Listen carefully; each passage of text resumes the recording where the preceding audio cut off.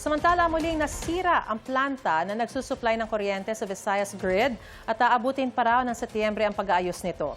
Dahil sa kakulangan sa supply, nagpapatupad muna ng mga power interruption. Live mula sa Iloilo City, may unang balita si John Sala ng GMA Regional TV. John, maayong aga.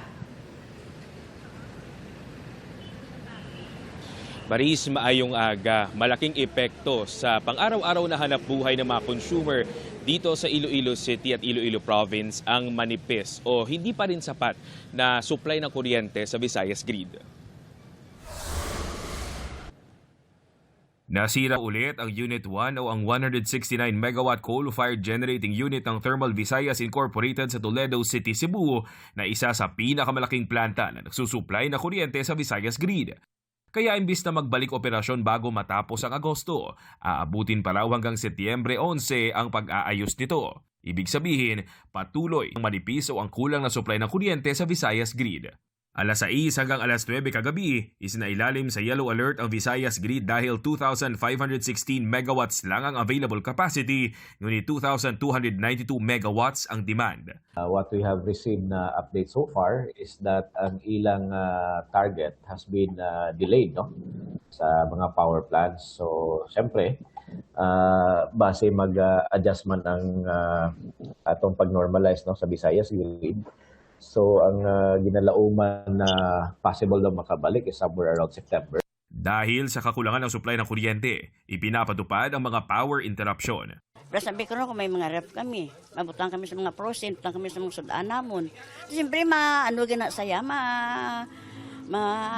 ka na sa amon, nakati siyempre mapanos. Nitong Sabado, 11 hanggang 12 oras na power interruption ang pinatupad ng Ileco 2 dahil sa maintenance activity, kaya apektado ang ilang negosyo.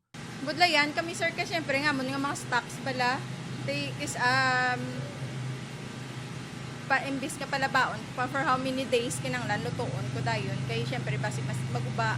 Dagdag gastos ang paggamit ng generator set sa ilang tindahan dahil sa power interruption. Ginut-ginut katama kay siyempre burn out siya tapos about sa mga tughong sang gasolina mabakal naman kita kag magasto na naman Panawagan ng NGCP sa mga consumer magtipid dahil hindi pa rin stable ang supply ng kuryente sa Visayas.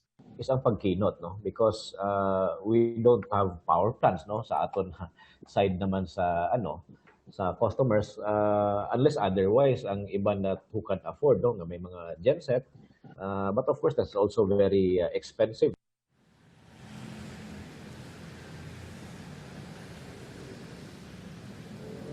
Maris, maliban sa mga scheduled manual load dropping ay may nararanasan ding emergency power interruptions dito sa Iloilo dahil pa rin ito sa mga aberyang nararanasan ng ilang mga planta.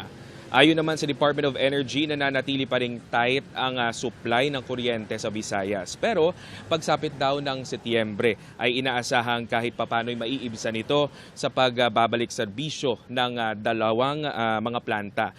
Inaatasan din ng DOE ang NGCP na magtayo ng hanggang 250 megawatts na kabuang kapasidad ng planta para 250 megawatts na kabuang kapasidad para ikabit sa apat na mga power plants sa Iloilo, Negros, Cebu at Leyte.